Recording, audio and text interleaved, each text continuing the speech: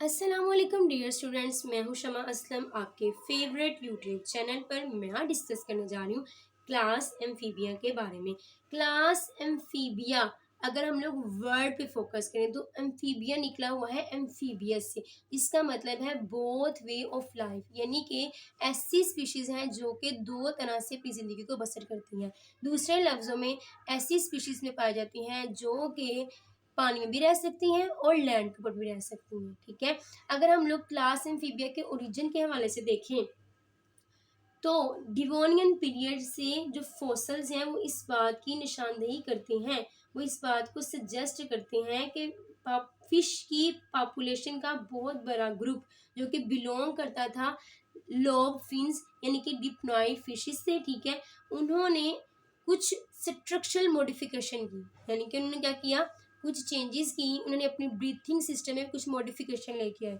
इन्होंने गिल्स की जगह लंग्स की इनके अंदर डेवलपमेंट हुई और उन लंग्स ने इनको इस काबिल कर दिया कि वो अपनी जो लाइफ है वो बसर कर सके लैंड के ऊपर। ठीक है, तो इस तरह से कुछ स्पीशीज ने क्रॉल की, रेंगना शुरू कर दिया एक एनवायरनमेंट से दूसरे एनवायरनमेंट से, दूसरे लफ्ज में from one pole to another, और इस तरह से इन्होंने स्पेंड करना शुरू कर दिया कुछ टाइम ज़मीन के ऊपर। तो इस तरह से जो है ना रिकॉग्नाइज किया गया इनको एज ए एम्फीबियंस के तौर पर। ठीक है, जो कि सबसे पहला वर्टिब्रेट ग्रुप है जो कि लैंड पर इंट्रोड्यूस हुआ।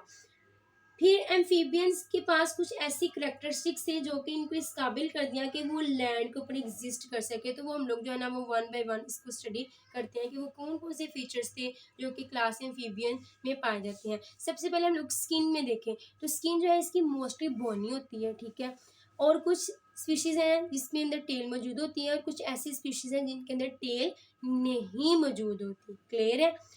हेड और ट्रंक के हवाले से देखा जाए तो सारी की सारी स्पीशीज में हेड और ट्रंक पाया जाता है। अब फिन्स की जगह ना देखिए, हमने कहा कि इनके जो इंसेस्टर है वो फिशीज हैं। क्लास एम्फीबिया का जो ओरिजिन है वो फिशीज है, तो इनके अंदर चेंजेस आई फिन्स से, इनकी मॉडिफिकेशन हुई लिम्स में। लिम्स प्रेजेंट हुए क्लास एम्फीबिया के अंदर। ठीक है, अब लिम्स से क्या मुराद है, जैसे अगर हम लोग इंसानी स्ट्रक्चर में देखें तो जो हमारे हैंड्स और जो हमारे लेग्स हैं ये हमारे लिम्स कहलाते हैं साइंटिफिकली। ठीक है, ये देखें, this is the structure of frog that represent the class of amphibia. तो ये जो आगे बेसिकली आपको स्ट्रक्चर ये देखें, ये क्या है, ये लोब्स मौजूद है, ये क्या मौजूद है, लिम्स मौजूद है, क्या मौजूद है, लिम्स है। तो इस बेसिकली ये क्लास एम्फीबिया है, ये टेट्रापोड है। क्या है, ये टेट्रापोड स्ट्रक्चर है इसके अंदर। अब कुछ स्पीशीज है जिनके अंदर जो है ना लेग्स नहीं मौजूद, जैसे कि सैसिलियंस की स्पीशीज है। किसकी स्पीशीज है, सैसिलियंस की। अगर हम लोग फीट के हवाले से देखें तो इनके वेब्ड फीट है, यानी कि वेब्ड फीट से ये मुराद है कि इनकी जो फिंगर्स है ना वो आपस में जुड़ी हुई हैं, फ्यूज्ड है। फिंगर्स क्या है, फ्यूज्ड है। स्किन स्मूथ है और मोस्टली विद मैनी ग्लैंड्स, इनकी जो स्किन होती है वो स्मूथ होती है और इसके पास बहुत ज़्यादा ग्लैंड्स मौजूद होती हैं। Skin have glands, skin have glands. और कुछ ग्लैंड्स होते हैं ना, कुछ ग्लैंड्स वो जहरीले भी होते हैं। ठीक है, और कुछ के अंदर पिगमेंट सेल्स होते हैं। सम हैव, कुछ के पॉइजनस ग्लैंड्स पाए जाते हैं। ठीक है, क्या पाए जाते हैं, पॉइजनियस ग्लैंड्स। उसके अंदर पिगमेंट पिगमेंट सेल्स पाए जाती हैं, इनके क्रोमेटोफोर्स मौजूद होते हैं। ठीक है, और ये ऐसी स्पीशीज हैं जिनके अंदर स्केल नहीं मौजूद होते, स्केल आर एब्सेंट। स्केल की बात की जाए तो वो एब्सेंट है, वो नहीं मौजूद। स्केल्स, स्केल्स क्या है, एब्सेंट है, एब्सेंट। जबकि हमने कहा कि इसका फिश इंसेस्टर है, तो स्केल्स हम लोग को कहाँ पे स्टडी करने में मिले थे, फिश में। तो इन्होंने इसके अंदर स्केल्स नहीं मौजूद। रिस्पिरेशन के हवाले से देखें तो जो रिस्पिरेशन है ना वो इनमें लार्वल स्टेज की बात की जाए, रिस्पाइरेशन, रिस्पिरेशन में देखा जाए तो लार्वल स्टेज में, लार्वल स्टेज जब इसकी स्पीशीज होती है तो गिल्स की मदद से रिस्पिरेशन होती है। किसकी मदद से होती है? गिल्स की मदद से, ठीक है। लेकिन जब अगर हम लोग बात करें अडल्ट स्टेज में, ठीक है, किसमें देखें? अडल्ट स्टेज में, एट अडल्ट स्टेज, तो लंग्स ठीक है, लंग्स के साथ साथ स्किन के जरिए रिस्पिरेशन होती है।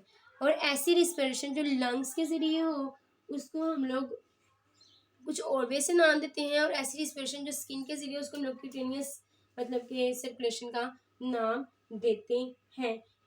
अब अगर हार्ट की देखिए ना, हार्ट इसमें 3 चैम्बर्ड पाया जाता है। हार्ट क्या पाया जाता है? 3 चैम्बर्ड हार्ट। हार्ट देखें तो वो किस 3 चैम्बर्ड, और कुछ में कुछ स्पीशीज में 5 चैम्बर्स भी पाया जाता है। 3 चैम्बर्ड। 3 चैम्बर्ड हार्ट से मुराद ये है कि इसके अंदर जो है, मैं यहाँ पे आपको रिप्रेजेंट कर देती हूँ। ये देखिए इसके अंदर जी 2 इसके पास 2 आर्टरियाँ मौजूद होती हैं। क्या मौजूद होती है? 2 आर्टरियाँ मौजूद है, जबकि 1 वेंट्रिकल मौजूद है। वेंट्रिकल मौजूद है। आर्टरियाँ सी यानी कि एंट्री यहाँ पे होती है। आर्टरियाँ क्या है? एंट्री होती है, यानी कि इसे रिसीव करना है ब्लड को। इसे क्या करना है? रिसीव करना है ब्लड को। Receive blood. और ये आर्टिया बेसिकली अपर चैम्बर्ड है। आर्टिया क्या है? अपर चैम्बर्ड है हार्ट का। It is the upper chambered of heart. Upper chamber है, ठीक है। ये इसने क्या करना है? आर्टिया इसने रिसीव करना है ब्लड को। ये क्या है? अपर चैम्बर है। जबकि वेंट्रिकल क्या है? ये लोअर चैम्बर है, और उसने इसका फंक्शन ये है कि इसने ब्लड को जो है ना आउट ऑफ द हार्ट करना है, कि जो ब्लड है वो हार्ट से निकले और सर्कुलेटरी सिस्टम में मूव करे। कहाँ मूव करे? सर्कुलेटरी सिस्टम में मूव करे। वेंट्रिकल बेसिकली एक मस्कुलर चैम्बर होता है, ठीक है। इसने पंप करना होता है ब्लड को out of the heart. Pump blood out of heart.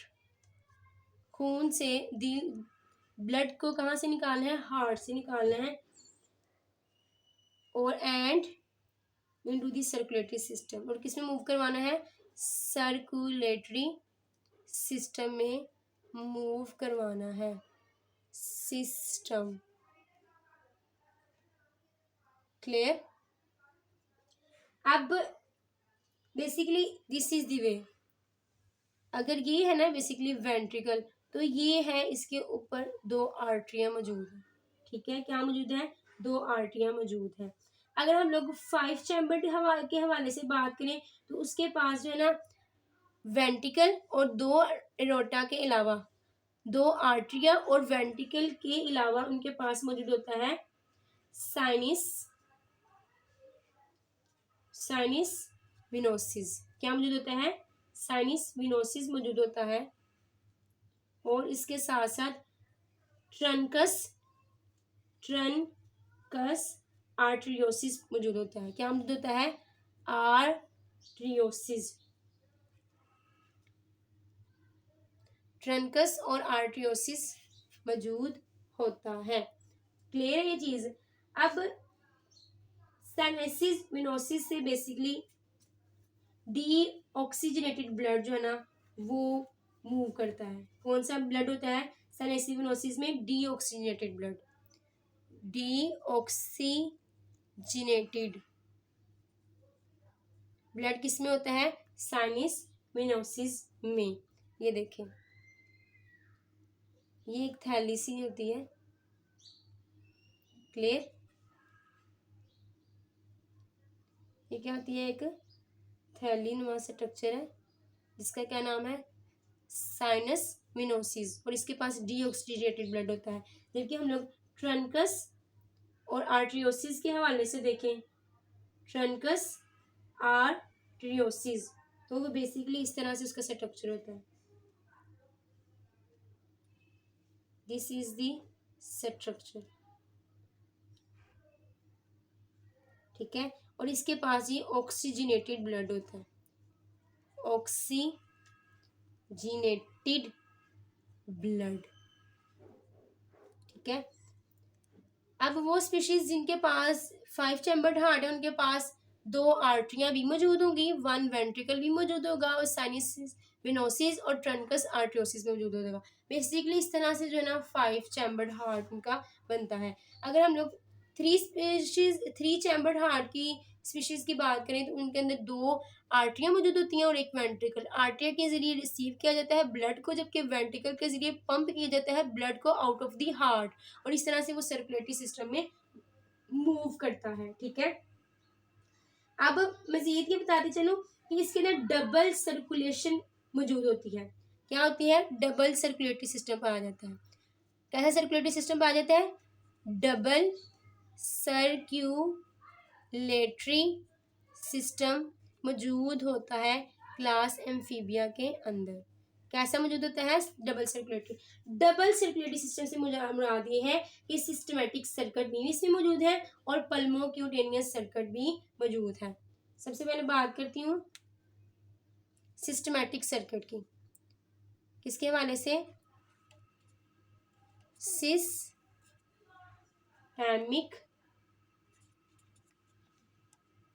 Circuit.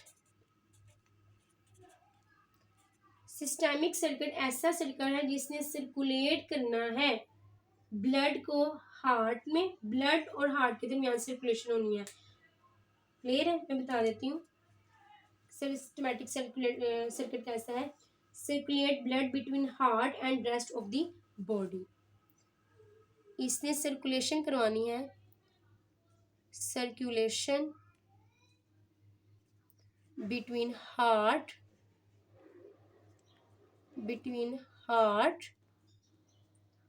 and rest of the body, that are called systemic circuit, ठीक है। और अगर मैं पल्मोक्यूटेनियस सर्किट की बात करूं, पल्मोक्यूटेनियस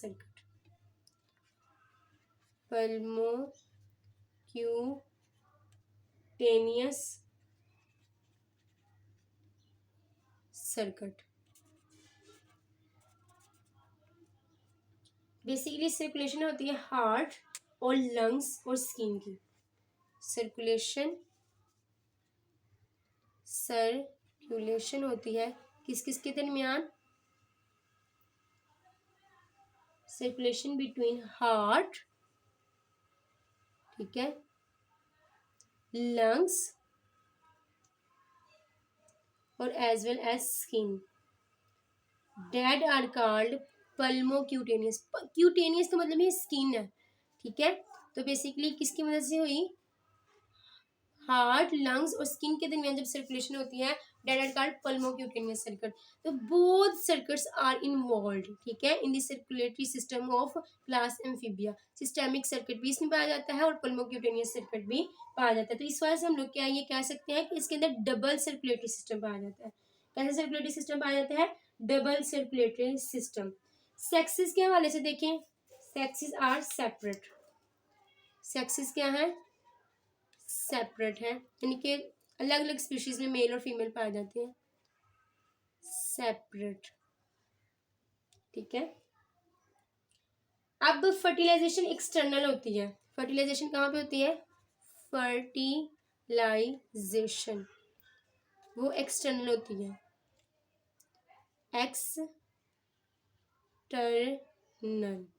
एक्सटर्नल फर्टिलाइजेशन से मुराद ये है कि जो फीमेल होती है वो एग्स को रिलीज कर देती है, मतलब कि आउट ऑफ द बॉडी, ठीक है। उसके बाद जो है ना स्पर्म से किसी जाइगोट और फिर देन लार्वा और उसके बाद एडल्ट की फॉर्मेशन होती है, ठीक है।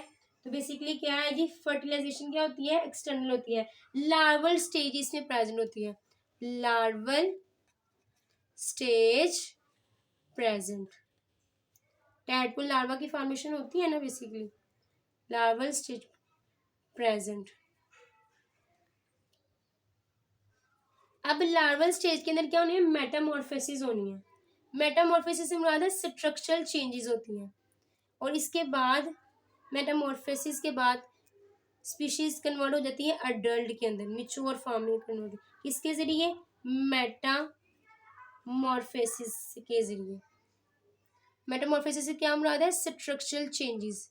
ये बेसिकली क्या है, चेंजेस रूनुमा होती हैं जो कि इस काबिल कर देती हैं कि जो स्पीशी है वो लार्वल स्टेज से अडल्ट फॉर्म में कन्वर्ट हो जाए। और लार्वल स्टेज पे जो स्पीशीज है वो गिल्स की मदद से सांस लेती हैं, ठीक है, जबकि अडल्ट स्टेज में वो लंग्स की मदद से सांस लेती हैं। अब मजीद ये बताती चलूं कि जो एम्फीबियंस होती हैं ना वो एनएमनियोट्स होती हैं। क्या होती हैं एम्फीबियंस, आर, ये ध्यान से जरा सुन लीजिएगा, एन एम नियोट्स। इससे मुराद ये है विद आउट, एन का मतलब है विद आउट, देखिए एन से क्या मुराद है, विद आउट, ठीक है। और एमनियोट्स से मुराद यानी कि इसके पास एमनियोट्स नहीं मौजूद।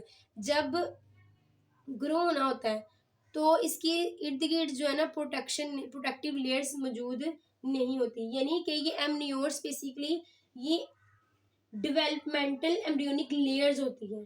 Embryo develop in an amnion and chorion, ठीक है, एज वेल एज एलेंटोज मौजूद होता है। उसके अलावा ये बेसिकली बर्ड्स, मैमल्स और जो है ना रेप्टाइल्स की कैरेक्टरिस्टिक्स है कि उसके अंदर एमनियोट्स मौजूद होता है, उसके पास एम्ब्रियोनिक लेयर्स मौजूद होती हैं। एम्ब्रियोनिक लेयर से मुराद ये है कि कोरियोन मौजूद होता है, लेंटोज होता है, ठीक है, एमनियोन प्रेजेंट होता है। बेसिकली ये 3 लेयर्स होती हैं, मैं आपको यहाँ बताती चलूँ। एमनियोन से क्या मुराद है, 3 लेयर्स है, लाइक एमनियोन मौजूद होती है। फर्स्ट मतलब एक लेयर का नाम एमनियोन है, दूसरी का नाम है जी कोरियोन, और थर्ड का नाम है जी एलेंटोस, डबल एन एलेंटोस, ठीक है। These are the 3 layers. तो बेसिकली ये हायर वर्टिब्रेट्स में प्रेजेंट होती है, लाइक मैमल्स में, बर्ड्स में और रेप्टाइल्स वगैरह में। जबकि विदाउट एमनियोट्स ये जो है ना रेप्टाइल्स में, एम्फीबियंस में मौजूद नहीं होती, ठीक है। इसके पास ये प्रोटेक्टिव लेयर्स नहीं होती, ये एम्ब्रियोनिक लेयर की इसमें डेवलपमेंट नहीं होती है। क्लियर है ये चीज। अब मजीद ये कि एम्फीबियंस जो है ना वो कूल ब्लडेड एनिमल्स हैं। ये क्या है, ये पोकिलोथर्मेट है, पोकिलोथर्मिक,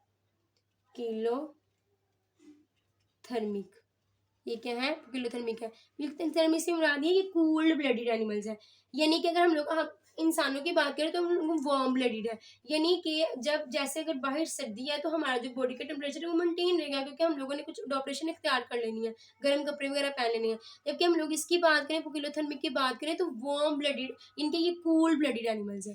ये क्या से है, कूल्ड ब्लडेड एनिमल्स हैं। ये कैसे एनिमल्स हैं, कूल्ड ब्लडेड एनिमल्स हैं। इससे मुराद ये है कि इनका जो टेम्परेचर है ना इसमें चेंजेस होती रहती हैं, ठीक है।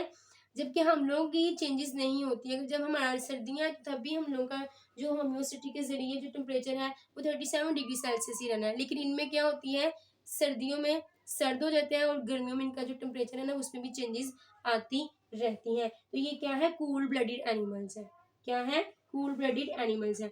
अब जबकि कूल ब्लडेड एनिमल्स है तो इन्होंने हाइबरनेट हो जाना है सर्दियों में, खुद को स्टेबलाइज करने के लिए कहाँ पे स्टेबलाइज हो जाना है, हाइबरनेशन इख्तियार कर लेनी है, हाइबरनेट हो जाना है विंटर में। ये भी अपनी खुराक वगैरह का कुछ जखीरा वगैरह करके ही जो है ना हाइबरनेट होते हैं। ये थी basically, there many examples that belong to the class of amphibia. Like examples में बात करूं, एग्जांपल्स तो बहुत ज़्यादा इसमें एग्जांपल आ जाती है। लाइक फ्रॉग है, क्या आ जाती है इसकी, फ्रॉग है, फ्रॉग, ठीक है। इसके अलावा आ जाती है टॉड्स, सैलमेंडर,